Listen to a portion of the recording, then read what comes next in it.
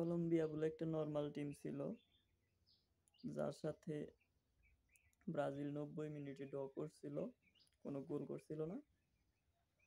এ নিয়ে আর্জেন্টিনার পোলাপান অনেক টল করছিল, কিন্তু আজকে কিরকম হলো, মানজা টানজা ভাঙছে কি, নেইমারে মানজায় কলম্বিয়ায় ভাঙসাল, মেসিরে অত্যাধিক একটা ঠেলা দিছে।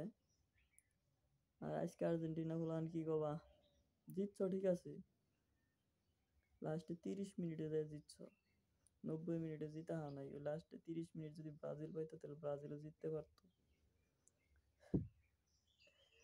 একটা কথা কইছিলাম যে, যে তো মেসি জিতো ফাইনালে যায় জিতা দেয়, যাই জিতছে, কিন্তু কার কইতানি জিতার সম্ভাবনা আছে এটা কিন্তু আপনারা খেলা দেখলে বুঝবেন।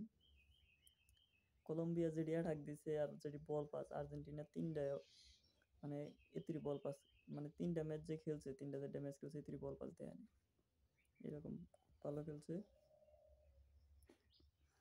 যাই হোক, কলম্বিয়ার নিয়ে শুভকামনা, বিশ্বকাপ নিবে ইনশাল্লাহ।